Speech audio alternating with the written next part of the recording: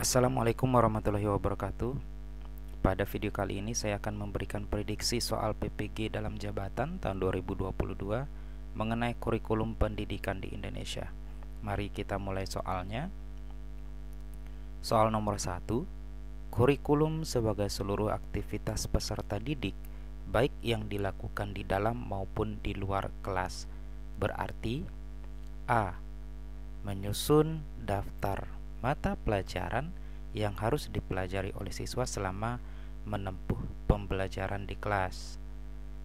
Ini bisa jadi ya. B. Menyusun rancangan kunjungan ke kebun binatang untuk menyelesaikan proyek pembelajaran sains. Wah, ini lebih tepat daripada ini Bapak Ibu. Ini berarti kita delete aja. C. Menyusun aktivitas pembelajaran yang disajikan dalam RPP untuk menjadi dokumen sekolah. Ini bukan untuk peserta didik ya. Kemudian D. Menyusun modul pembelajaran yang memuat aktivitas belajar siswa. Ini juga bukan menurut saya. E. Menyusun daftar isi bahan pembelajaran agar mudah dipelajari oleh siswa dalam proses pembelajaran. Ini juga bukan. Menurut saya itu ini ya, B ya yang paling tepat, karena di sini kan ada bahasanya seluruh aktivitas peserta didik baik yang dilakukan di dalam maupun di luar kelas. Kan kalau kita merancang kunjungan ke kebun binatang kemudian kita selesaikan proyeknya, berarti proyek ini kan bisa dilakukan di kebun binatang yang seperti itu. Menurut saya jawaban yang tepat itu adalah B. Lanjut soal nomor 2. Kurikulum Indonesia telah mengalami perubahan sebanyak 10 kali.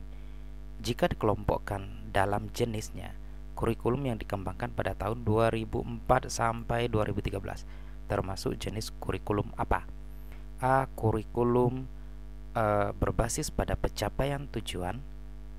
B. Kurikulum berbasis pada pencapaian proses. C. Kurikulum sebagai rencana pelajaran. D. Kurikulum berbasis pada kompetensi. E. Kurikulum berbasis konten pembelajaran. Kalau kita pahami Bapak Ibu, di kurikulum dari 2014 sampai 2013 itu adalah kurikulum yang berbasis pada kompetensi Bapak Ibu. Lanjut soal nomor 3. Nilai-nilai kehidupan dan budaya dalam masyarakat senantiasa berkembang. Maka peran kurikulum tidak hanya mewariskan nilai dan budaya, melainkan juga berperan untuk menilai dan memilih nilai budaya serta pengetahuan baru yang akan diwariskan. Penjelasan tersebut merupakan A. Peran konservatif, B. Peran kritis dan evaluatif, C. Peran kreatif, D. Peran sosial, dan E. Peran sumatif. Menurut saya jawabannya adalah peran kritis dan evaluatif, karena di sini kan tidak hanya mewariskan nilai dan budaya, tapi juga untuk menilai dan memilih budaya serta pengetahuan baru yang akan diwariskan itu. Jadi kita membutuhkan peran kritis dan evaluatif dalam mewujudkan hal itu. Soal nomor 4. Di bawah ini merupakan kajian pokok implementasi kurikulum. Kecuali, berarti kita harus memahami apa-apa saja kajian pokok implementasi kurikulum Bapak Ibu. A. Mengembangkan program. B. Melaksanakan pembelajaran. C. Pengembangan kurikulum. D. Evaluasi proses yang dilaksanakan. E. Merancang dokumen kurikulum. Yang ditanyakan kecuali ya Bapak Ibu ya. Jawabannya adalah C.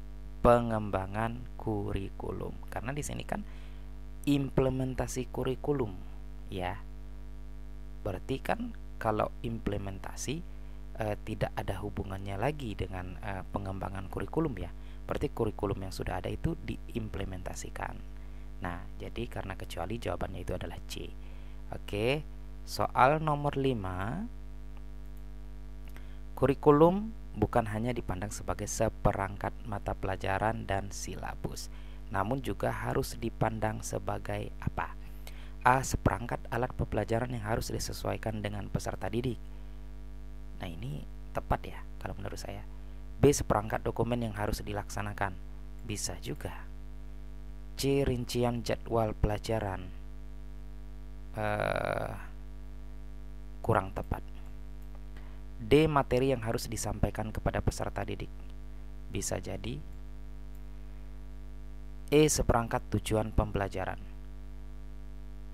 Kurang tepat ya, karena tujuan pembelajaran itu dalam RPP ya, bukan di dalam silabus. Jawabannya adalah A. Seperangkat alat pembelajaran yang harus disesuaikan dengan peserta didik. Jadi setiap silabus yang kita buat, yang kita miliki, itu harus kita sesuaikan dengan kebutuhan peserta didik. Oke, karena pembelajarannya itu kan pembelajaran yang berpusat pada peserta didik ya, kalau sekarang ya Bapak Ibu. Lanjut, soal nomor 6.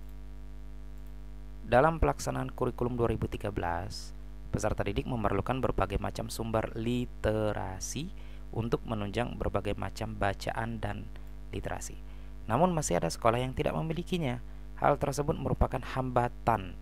Nah, di sini ada bahasa hambatan ya, dari salah satu faktor. Faktornya itu apa? A. Faktor lingkungan sekolah. Bisa jadi kalau mungkin sekolahnya jauh jadi agak sulit ya. Tapi setiap sekolah itu sudah memiliki bahan bacaan ya, seperti itu. Ini kurang tepat. B. Faktor sarana dan fasilitas. Bisa jadi ya. C. Faktor budaya dan ideologi. Bisa jadi. D. Faktor administrasi. Kurang tepat. E. Faktor sekolah. Bisa jadi kali ya, mungkin sekolahnya belum terlalu menyiapkan kegiatan literasi di sekolah ya secara intens seperti itu. Jawabannya adalah B ya, faktor sarana dan fasilitas. Bisa jadi mungkin bukunya kurang, kemudian mungkin fasilitas belajarnya kurang. Jadi sehingga itu kegiatan literasi itu menjadi salah satu hambatan seperti itu. Tapi kan banyak hambatan-hambatan yang lainnya ya. Nah, ini adalah salah satunya seperti itu. Menurut saya seperti itu. Lanjut ke soal nomor 7. Ada beberapa hal yang perlu dipertimbangkan oleh seorang guru dalam mengembangkan kurikulum, yaitu tujuan pendidikan nasional, visi, misi, tujuan yang diharapkan masyarakat. Nah, hal ini berarti apa? Seperti itu. A. Guru menyusun program pembelajaran di kelas diterjemahkan ke dalam sebuah tujuan nasional. Bisa jadi.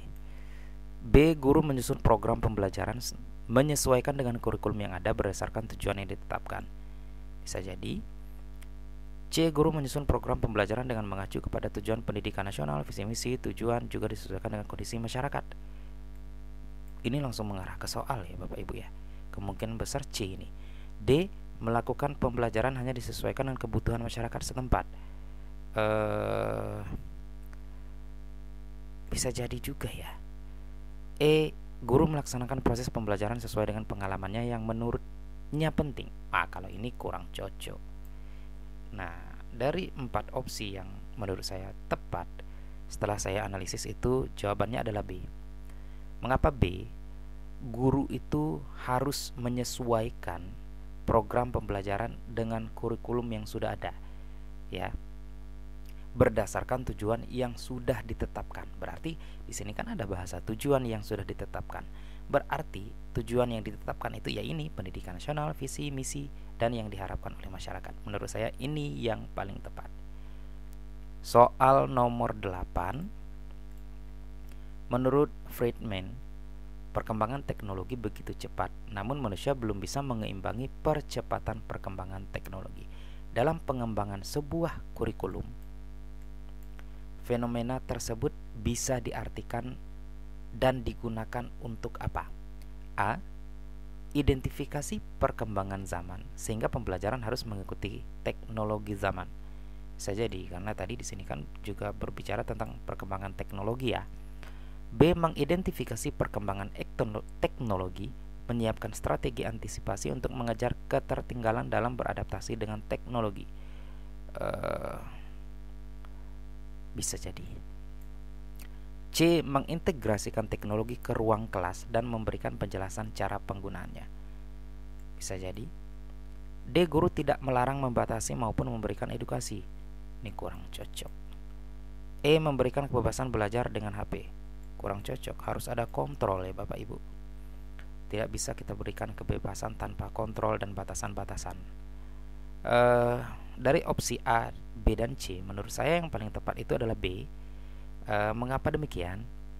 Mengidentifikasi perkembangan teknologi, menyiapkan strategi antisipasi untuk mengejar ketertinggalan dalam beradaptasi dengan teknologi. Di sini kan sudah ada ini, menurut Friedman itu teknologi itu kan cepat, kemudian manusia belum bisa mengimbangi percepatan perkembangan teknologi tersebut. Jadi menurut saya identifikasi dulu perkembangan teknologi tersebut, kemudian setelah diidentifikasi kita siapkan strategi untuk mengantisipasi akan kemungkinan-kemungkinan yang terjadi untuk mengejar ketertinggalan dalam beradaptasi dengan teknologi seperti itu. Soal nomor 9. Seperti apa yang dikatakan oleh Friedman, perkembangan teknologi begitu cepat, namun manusia belum bisa mengimbangi percepatan teknologi tersebut. Sebagai seorang guru, maka yang harus dilakukan dalam rangka menyesuaikan. Nah, dilakukan untuk menyesuaikan dengan perkembangan teknologi adalah apa? A. Tidak menganjurkan peserta didik untuk membawa alat teknologi, jelas ini kurang cocok ya. B. Membebaskan peserta didik menggunakan alat teknologi di dalam kelas. Kalau membebaskan tanpa ada batasan-batasan, ini kurang cocok. C. Mengintegrasikan teknologi ke ruang kelas dan memberikan penjelasan cara penggunaannya. Bisa jadi. D. Guru tidak melarang, membatasi maupun memberikan edukasi. Kurang ya. E. Memberi kebebasan belajar dengan HP. Juga kurang. Menurut saya yang tepat itu adalah C. Karena di sini ada bahasa mengintegrasikan teknologi ke ruang kelas dan memberikan penjelasan cara penggunaannya. Ini lebih tepat.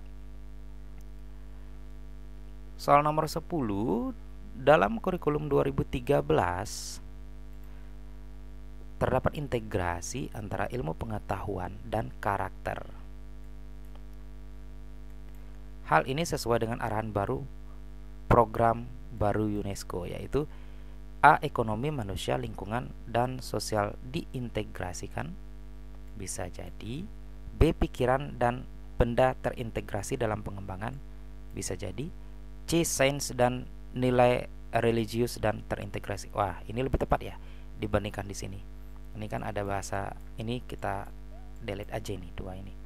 Karena di sini sudah ada sains dan nilai religius integrasi. Kalau di sini kan pikiran dan benda terintegrasi. Nah, sudah masuk ke sini. Di sini ekonomi, manusia, lingkungan, dan sosial sudah masuk ke sains dan nilai religius juga. Kemudian D. Pendidikan merupakan integral dari semua perkembangan. Terlalu umum, kurang cocok. Kemudian E. Pendidikan untuk semua. Ini juga terlalu umum. Menurut saya yang tepat itu adalah C. Sains dan nilai religius terintegrasi. Karena menurut saya ini sudah arahnya ke khusus kayak gitu. Sekian, terima kasih, semoga bermanfaat, semoga lancar dan sukses UPPPG-nya, dan semoga lulus dan mendapatkan nilai terbaik. Dan di akhir kata, wassalamualaikum warahmatullahi wabarakatuh.